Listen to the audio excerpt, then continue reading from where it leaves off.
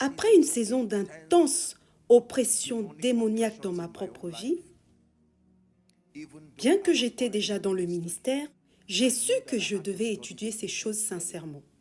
Je ne voulais pas me tenir debout devant le peuple de Dieu et le mettre dans la confusion. Cela m'a conduit à étudier ce que je vais vous enseigner maintenant. Je savais que l'intégrité de la parole de Dieu n'était pas à remettre en cause, et j'ai dû admettre douloureusement qu'il y avait quelque chose que je ne savais pas. Puis-je vous dire ceci? Si cela échoue, Dieu n'est jamais en cause. Si cela échoue, Dieu n'est jamais en cause. C'est qu'il y a quelque chose que tu ne comprends pas. Plus vous prendrez conscience de cela, mieux cela sera, plus facile cela sera, et plus vous serez en sécurité. Pour beaucoup de gens, il leur faudra beaucoup de temps pour se rendre compte que Dieu est toujours amour, malgré les multiples défaites que nous pouvons avoir dans notre vie. Dans ce royaume, nous avons des armes qui nous aident à établir la victoire que nous avons eue en Christ. Je vous ai enseigné précédemment les 3 niveaux de délivrance. Chasser l'influence des esprits, la transformation par la parole de Dieu et la discipline à adhérer ou à se conformer aux principes du royaume. Maintenant, je vais vous donner un enseignement sur les armes qui ont été données aux croyants pour protéger votre victoire et pour établir votre victoire. Le premier niveau de ces armes se trouve dans Éphésiens chapitre 6 à partir du verset 10. Et comme sous-titre, écrivez ceci: l'armure complète de Dieu. La Bible nous montre que le croyant peut se vêtir comme un guerrier avec toute l'armure de Dieu. Et le but de toute l'armure de Dieu est que vous puissiez résister aux ruses et aux complots du diable. Au reste, fortifiez-vous dans le Seigneur et par sa force toute puissante. Revêtez-vous de toutes les armes de Dieu afin de pouvoir tenir ferme contre les ruses ou les complots du diable. Car nous n'avons pas à lutter contre la chair et le sang. Voici la raison pour laquelle tu dois te revêtir de l'armure de Dieu. Tu te revêts de l'armure de Dieu en sachant ceci: que nous n'avons pas à lutter contre la chair et le sang, mais contre les dominations, contre les autorités, contre les princes de ce monde de ténèbres, contre les esprits méchants dans les lieux célestes. Verset 13, c'est pourquoi prenez toutes les armes de Dieu, il le répète encore, afin de pouvoir résister, dites résister, dans le mauvais jour et tenir ferme après avoir tout surmonté. Voici maintenant les armes. Tenez donc ferme. Il y a 7 armes révélées ici. L'arme numéro 1 est la vérité. La vérité. Je vais juste les énumérer, puis je vais les expliquer brièvement. Ayez à vos reins la vérité pour ceinture. La première arme qui vous aide à résister aux ruses du diable est la vérité. Deuxièmement, la cuirasse de la justice. Verset 15. Troisième arme, mettez pour chaussure à vos pieds le zèle que donne l'évangile de paix. Quatrième arme, prenez par-dessus tout cela, nous dit l'apôtre Paul, le bouclier de la foi. Pas seulement la foi, le bouclier de la foi, avec lequel vous pourrez éteindre combien? Tous les traits enflammés du malin. Verset 17, prenez aussi le casque du salut. C'est l'arme numéro 5, le casque du salut. Ensuite, puis l'arme numéro 6, l'épée de l'esprit qui est la parole de Dieu. Vous voyez maintenant? Il est en train de décrire les choses avec lesquelles vous devez vous revêtir afin d'être immunisé contre les ruses du diable. Je me demande comment Paul a eu cette révélation. A-t-il vu une vision d'un homme revêtu de cette façon? La plupart du temps, lorsque nous lisons ce passage, nous comptons 6 armes spirituelles. Non, il y en a 7. La prière est la 7e arme. Faites en tout temps, c'est-à-dire en permanence. Toutes sortes de prières, cela veut dire qu'il y a plusieurs sortes de prières. Lorsqu'il s'agit de votre défense, mettez-les tous à contribution. Priez par l'Esprit ou en langue, faites des prières de supplication, des requêtes, ajoutez tout cela. Et il rajoute, veillez à cela avec une entière persévérance et priez pour tous les saints. À présent, permettez-moi de vous faire une liste de ce que signifie réellement l'armure complète de Dieu. J'ai fait des recherches dans au moins 12 ou 13 versions et quelques lexiques. Premièrement, la vérité, l'intégrité et une grande force morale. C'est ce que la Bible appelle la vérité. Deuxièmement, ce qu'il appelle la cuirasse de la justice est en fait un cœur droit. Troisièmement, le zèle que donne l'évangile de paix est la troisième arme. Savez-vous ce que cela veut dire? Paul est en train de dire, prenez conscience que tant que vous êtes prêts à prêcher l'évangile, il existe une immunité qui vous suit. Daniel 12, verset 3. Ceux qui auront été intelligents brilleront comme la splendeur du ciel, et ceux qui auront enseigné la justice à la multitude brilleront comme les étoiles à toujours et à perpétuité. L'étoile est loin dans les cieux, elle n'est pas menacée par ce qui se passe sur terre. Quatrième arme, le bouclier de la foi. La foi comme bouclier est un système de défense. Cinquième arme, c'est le casque du salut. Savez-vous ce que cela veut dire? Remarquez que le casque protège votre tête. Et si vous allez sur un chantier en construction ou que vous allez au combat, il me semble que parmi les nombreuses choses que vous couvrez, il surveille votre tête très attentivement. Et Paul dit que ce qui couvre votre tête, c'est le casque du salut. Cela signifie qu'il y a une compréhension du salut que vous devez avoir, en particulier votre unité avec le Christ et les avantages que vous procure cette position. C'est cette double révélation concernant le salut qui doit vous protéger. Le casque du salut. Tu puises ta force dans ton union avec lui. Éphésiens 6:10, version amplifiée. Tu puises ta force de ta prise de conscience que tu es un avec Christ. Et tu puises ta force de ta prise de conscience que tu as été élevé avec lui. Ton unité avec Christ et les avantages que cette position te procure, grâce au salut, cela peut couvrir ta tête et te donner la victoire. Et ensuite, nous avons l'épée de l'Esprit, qui est clairement la parole de Dieu. Et finalement, la persévérance dans la prière. Laissez-moi vous dire ceci, c'est vraiment très puissant.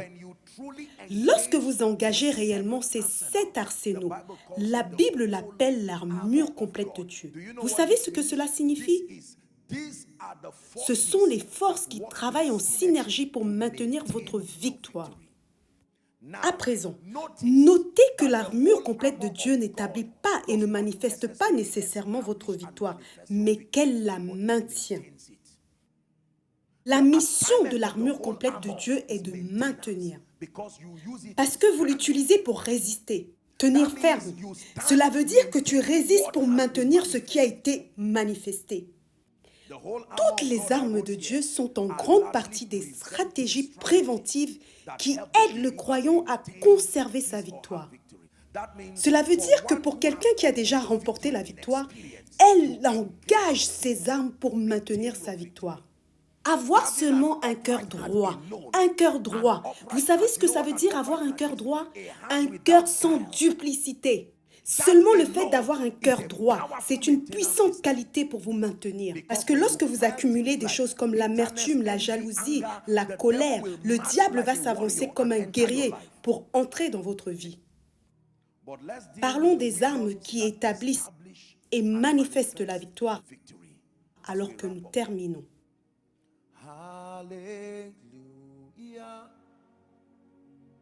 You have won the victory. Hallelujah. You have won it all for me. Death could not hold you down. You are the risen King. Seated in majesty,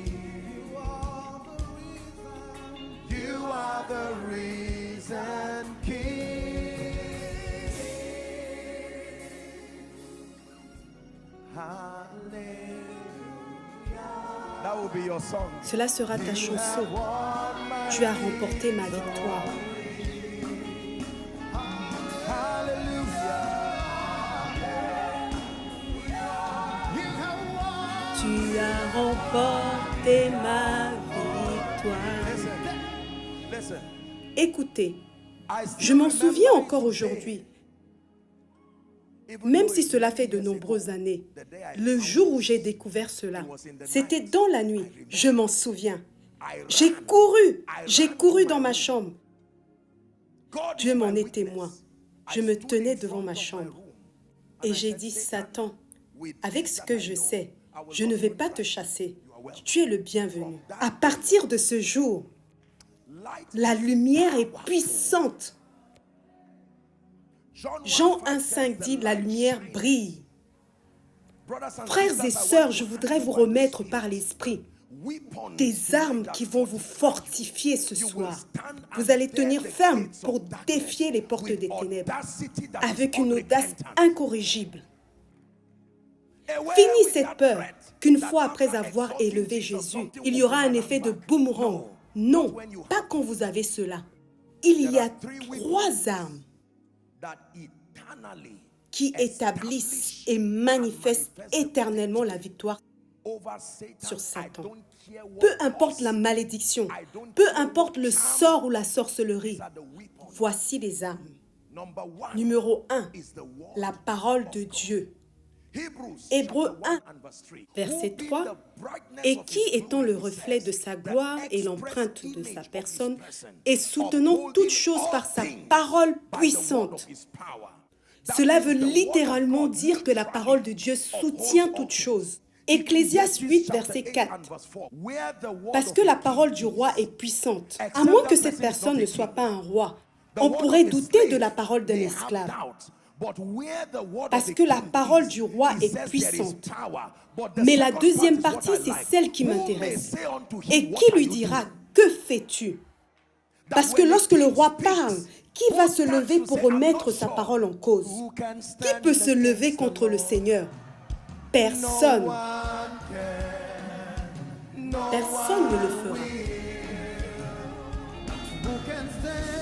Who can stand against our King? No one can. No one can. No one will. Oh, oh, oh, victory belongs to Jesus. Victory belongs to Him. Oh,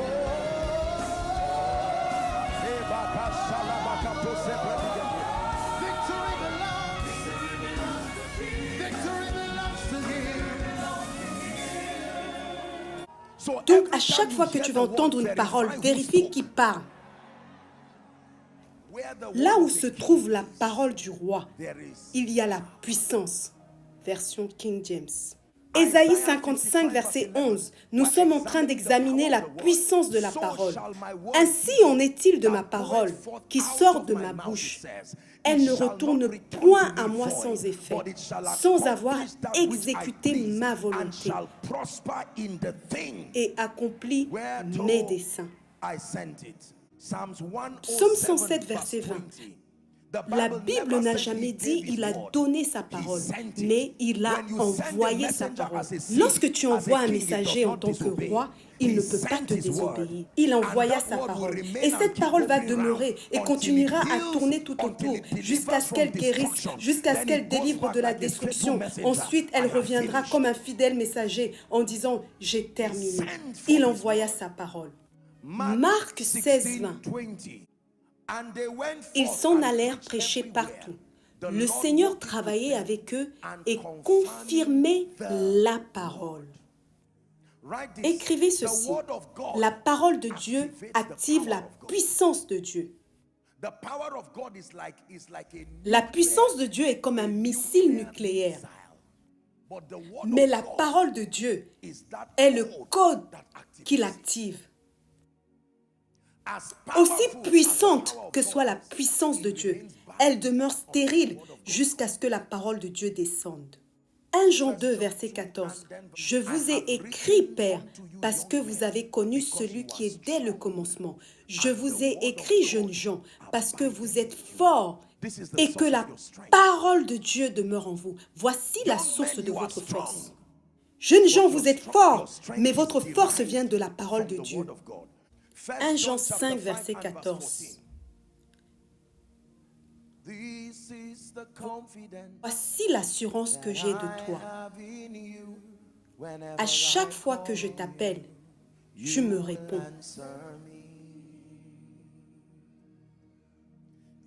Voici l'assurance que j'ai de toi. À chaque fois que je t'appelle, tu me réponds.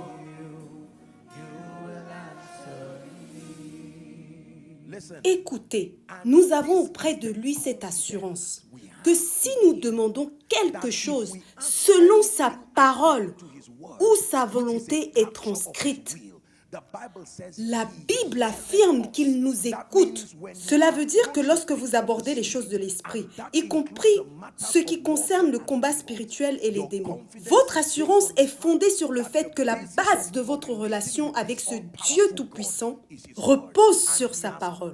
Et il est lié par une alliance qui stipule que si c'est une provision, un besoin qui est autorisé par sa parole, il ne dira pas non. Arme numéro 2, le nom de Jésus-Christ. Marc 16, verset 17. Voici les miracles qui accompagneront ceux qui auront cru.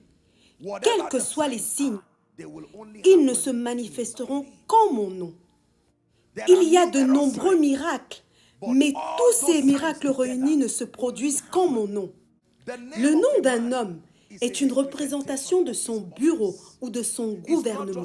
Il ne s'agit pas seulement d'un moyen d'identification. Lorsque vous appelez des personnes par leur nom, premièrement, ça les identifie.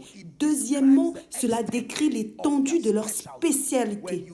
Lorsque vous dites docteur untel, pourquoi on a besoin de préciser cela? Parce que par cette appellation, nous saurons que cet homme a déjà étudié ce qui l'a conduit là où il est. Sommes-nous ensemble? Lorsque nous appelons quelqu'un ambassadeur untel, pourquoi nous ajoutons ces titres? Ce sont là des tentatives pour décrire la compétence. Ce sont là des tentatives pour décrire l'étendue des capacités de la personne. En mon nom, cela signifie que vous faites appel à mon bureau ou à mon gouvernement. Quelqu'un peut écrire quelque chose et vous remettre une lettre avec du papier en tête. Il se peut même que la lettre ne soit pas bien orthographiée. Veuillez vous occuper de lui. Signature. Cette lettre écrite avec du papier en tête sur cette table devient une garantie pour votre faveur. À cause du bureau qui t'a recommandé. Puis-je vous dire ceci? Écoutez attentivement. Quand Jésus est mort et qu'il est ressuscité et qu'il a été élevé, la Bible dit qu'un bureau lui a été donné. Nous l'appelons un nom.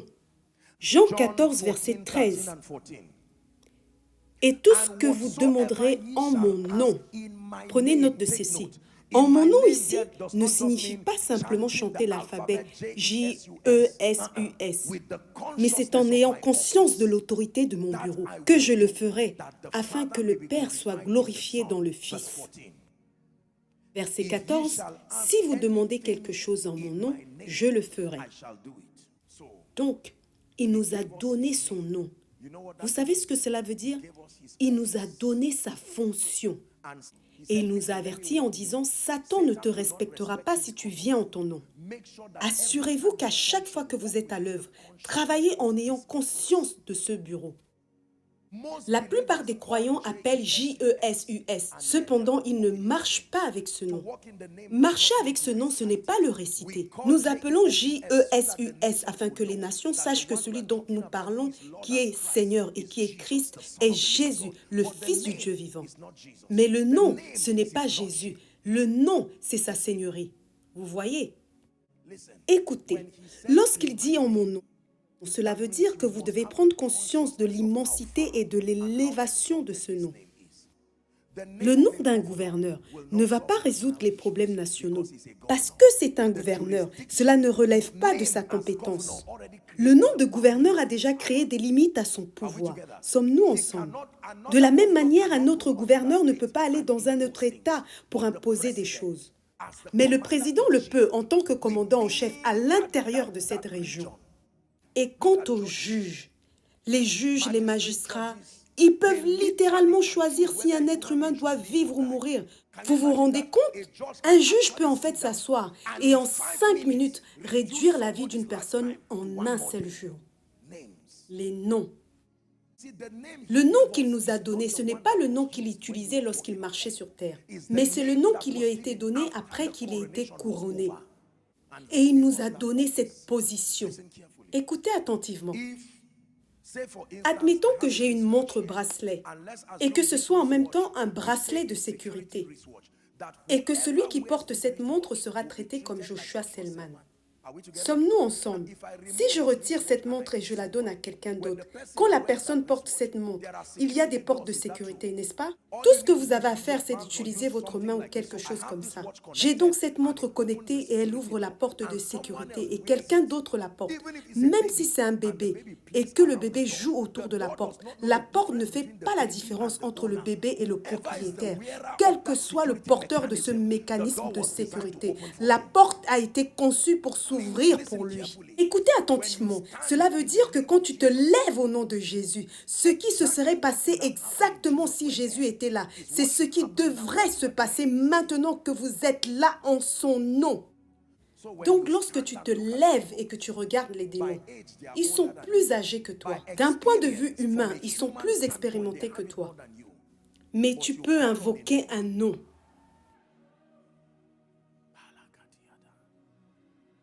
Je sais ce que le nom de Jésus-Christ est capable de faire. Éphésiens 1, verset 21 nous dit qu'il a été élevé au-dessus de toute domination. Ce sont aussi des gouvernements, au-dessus de toute autorité, des gouvernements, de toute puissance, de toute dignité et de tout gouvernement, non seulement dans le siècle présent, mais dans le siècle à venir. Quand tu te lèves pour chasser les démons, juste parce que tu es chrétien, tu seras surpris comment ils vont te regarder et ils ne vont même pas te répondre. Mais lorsque tu viens au nom de Jésus, béni soit celui qui vient au nom du Seigneur. C'est la raison pour laquelle nous nous levons avec autorité et nous disons au nom de Jésus-Christ, Satan, démon, joug, nous vous commandons de partir. Et nous nous attendons à ce que cela soit respecté, parce qu'il y a une puissance qui nous soutient. Dites, je participe au nom.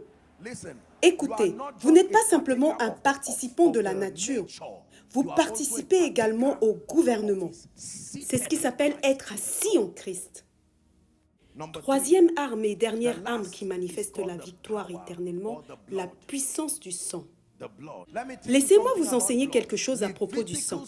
Lévitique 17, verset 11. Car l'âme de la chair est dans le sang. Qu'est-ce qui est dans le sang? Dites la vie. Donc le sang de n'importe quelle chose porte la vie de cette chose. Pas seulement le sang de Jésus. Le sang de la chèvre est l'endroit où coule la vie de la chèvre. Le sang d'un humain est l'endroit où coule la vie humaine. Il y a une relation entre le sang et la vie. Le sang représente la vie. Écrivez-le. Et cette vie qui est dans le sang est par niveau. La seconde chose que j'aimerais que vous sachiez, c'est que dans les Écritures, le sang a toujours été utilisé comme rançon. La rançon est le paiement que l'on effectue pour libérer quelqu'un de la captivité. Le sang est donc une monnaie courante d'échange dans le royaume des esprits. De la même manière que le naira, le franc, le dollar ou le livre le sont dans le monde physique. Utiliser le sang comme si tu utilisais l'argent pour acheter des choses, cela s'appelle la rédemption. Le mot rédemption veut dire racheter. Premièrement, lorsque l'on rachète quelque chose, c'est pour compenser un défaut. Dans le mot rachat, il y a une idée de compensation, un système de compensation en cas de défaut. Racheter veut également dire reprendre possession. Le sang a donc le pouvoir d'acheter, le sang a le pouvoir d'apaiser, il peut mettre fin aux querelles. Proverbe 26, verset 2, c'est une loi spirituelle très puissante et profonde. Veuillez lever les yeux et le lire aussi fort que vous le pouvez. C'est parti.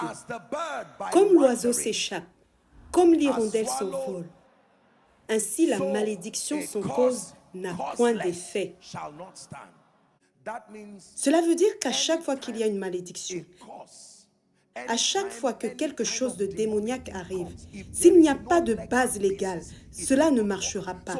Donc le fait que cela fonctionne, cela signifie qu'il y a une cause, parce qu'une malédiction sans cause ne résistera pas. Quand il s'agit de traiter des questions de légalité dans l'esprit, écoutez très attentivement. Il est vrai que la parole de Dieu est puissante. Il est vrai que le nom de Jésus est puissant. Mais il existe un système juridique dans le monde des esprits. Je vous ai dit précédemment que la rançon signifiait un paiement effectué pour apaiser à cause d'une faute. La plupart de nos précieux ancêtres, beaucoup d'entre eux, dans l'ignorance, beaucoup d'entre eux ont légitimement invité Satan par l'intermédiaire de prêtres et de médiums. Peu importe ce que c'est. Ils sont entrés dans des alliances en cherchant de l'aide dans le monde spirituel. Sachant que le corps sans esprit est mort parce qu'ils ne connaissaient pas vraiment le vrai Dieu, Satan, se faisant passer pour Dieu, est venu pour les tromper. Et la plupart d'entre eux ont volontairement cédé leur vie. J'espère que tu sais que ton sang est plus vieux que toi. Sauf si tu ne crois pas à la biologie, parce que c'est à cause de ce sang que tu es venu. Le sang était déjà là pour que tu naisses, n'est-ce pas? Sans ce sang, tu ne serais pas venu au monde. Bien que Jésus soit venu avec un corps humain, mais ce n'était pas avec un sang mortel. Comprenez ceci très attentivement. Je suis en train de vous expliquer pourquoi le sang de Jésus est si précieux. C'est donc le sang de Dieu, n'est-ce pas? Écoutez très attentivement. Je vous ai dit que le sang a un certain pouvoir d'achat. Quand Jésus-Christ a donné son sang, parce que son sang est une représentation de sa vie, quand Jésus-Christ a donné son sang, il était sans péché. Cela signifie qu'il ne méritait pas d'être jugé. Sommes-nous ensemble? Regardez la sagesse. Même si c'est Dieu qui a permis que Jésus meure. Mais Jésus s'est assuré que Satan puisse jouer un rôle dans sa mort. Pourquoi? Parce que quelqu'un est sur le point d'être blâmé. Et quand Satan agissait à travers les hommes, il était heureux de faire ce qu'il faisait pour tuer Jésus. Quand tu tues un innocent, écoutez attentivement, quand tu tues un innocent, selon la loi des Écritures, le sang de cet homme commence à crier. Et quand il crie, Dieu entendra. Et quel que soit ce que le sang dira de faire, cela sera fait. Rappelez-vous l'histoire de Caïn et Abel. Abel était mort, mais son sang criait.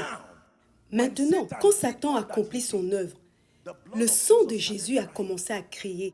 Au lieu de crier « Venge-moi », comme contrepartie d'avoir tué un innocent, libère celui qui est coupable.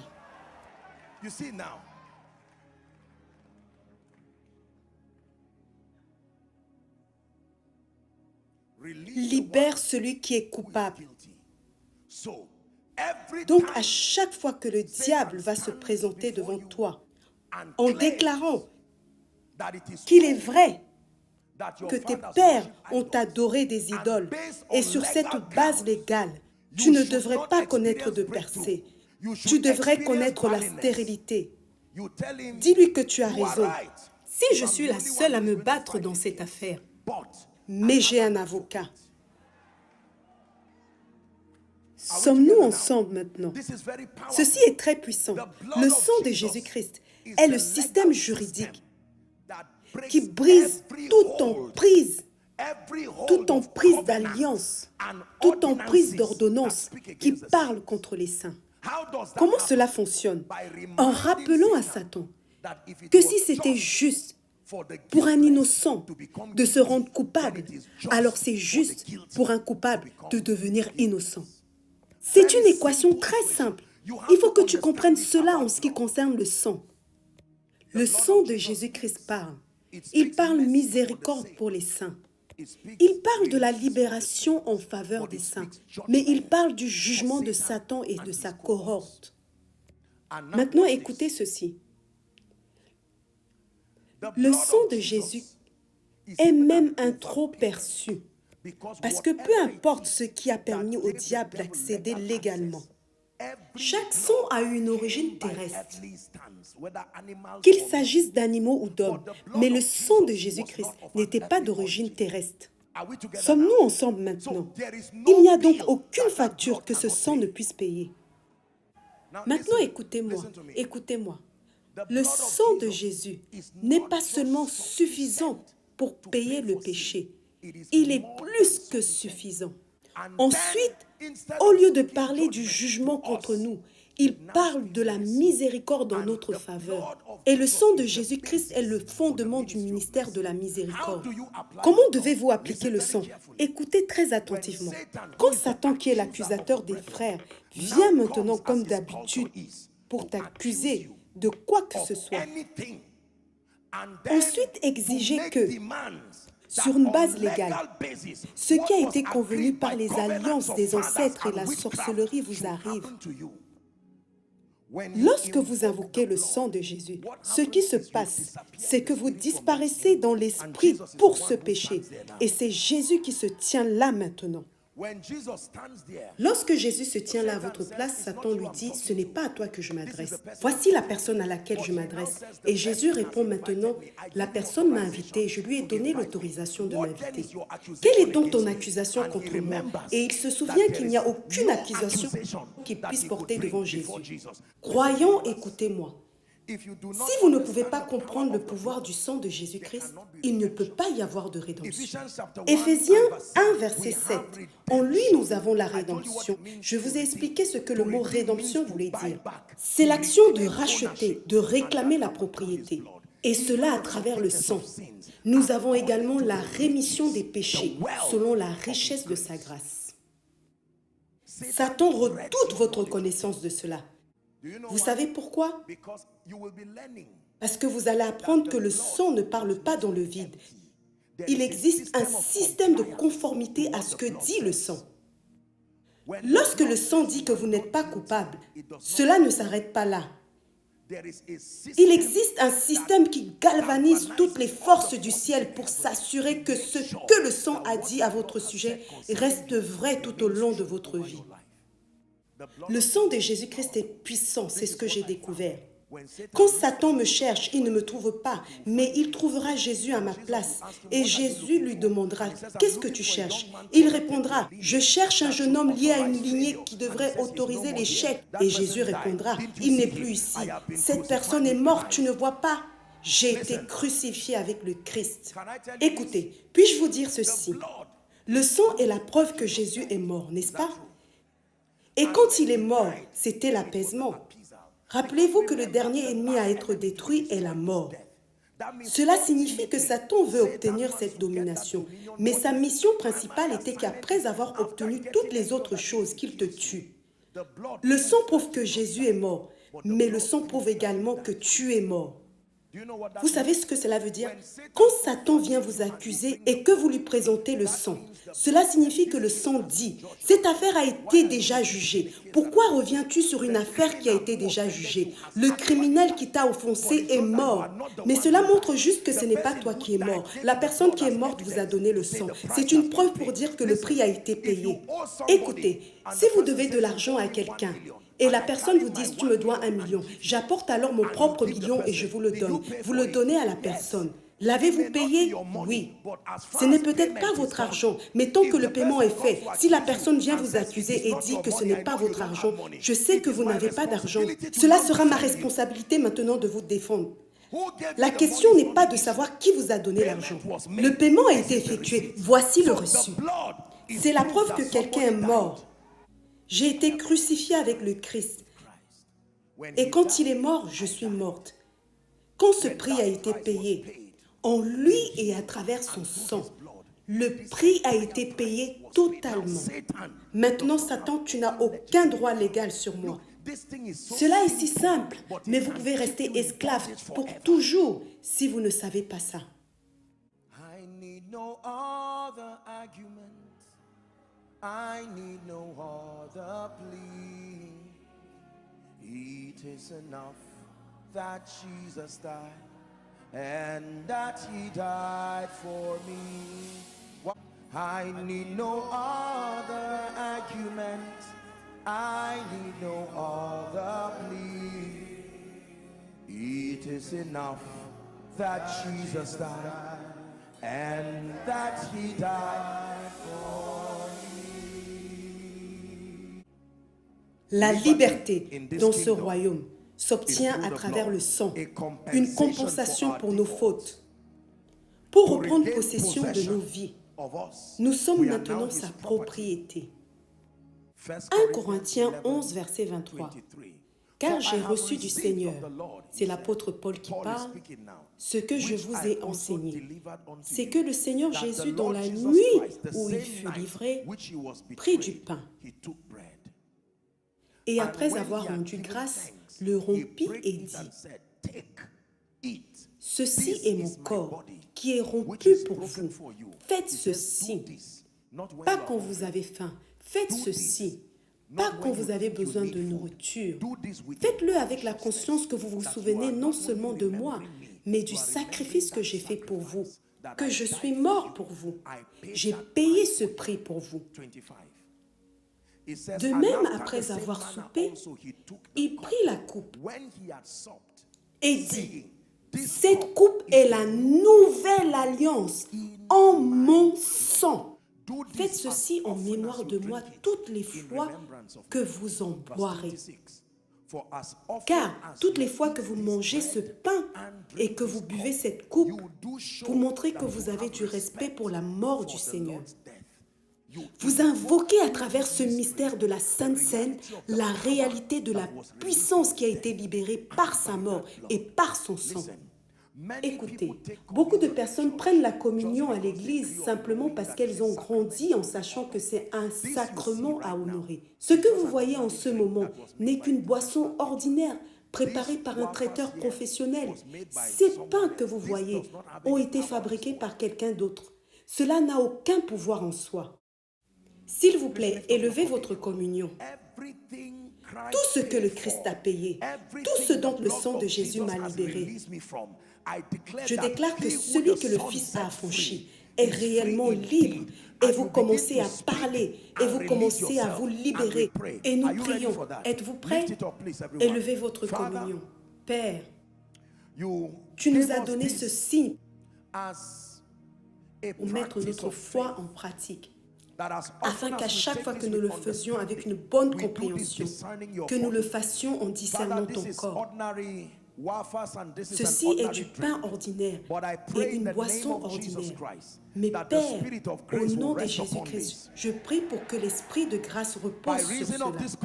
Par cette communion, ô mon Dieu, je prie que les alliances, les jougs, les malédictions qui ont attaché ton peuple soient brisées. Je ne les laisserai pas se lever pour saboter leur liberté dans l'esprit. Je prie qu'alors qu'ils prennent ceci, que cela prenne fin maintenant. Toutes les ordonnances des pères, au nom de Jésus-Christ, voici le sang de Jésus qui parle mieux. Nous avons été rachetés par le sang. Nous prenons cela en comprenant que ce n'est plus une substance terrestre. Il s'agit d'une représentation du sang de Jésus et du pain qui est Jésus lui-même. Et je déclare au nom du Père, du Fils et du Saint-Esprit que nous prenons cela avec compréhension et que cela commence à produire des miracles dans nos vies. Au nom de Jésus-Christ, j'ai ainsi prié. Je vous donne 5 minutes. À présent, prenez votre communion. Et lorsque vous la prenez, commencez à prier. An end is La fin coming est right now. arrivée maintenant. Atmosphere. Que l'atmosphère du Saint-Esprit apporte la transformation. Que les chaînes soient brisées. Que le Saint-Esprit soit à l'œuvre. Heaven open. Que l'atmosphère du Saint-Esprit soit à l'œuvre. Que les chaînes soient brisées. Que le Saint-Esprit soit à l'œuvre. Que le ciel s'ouvre.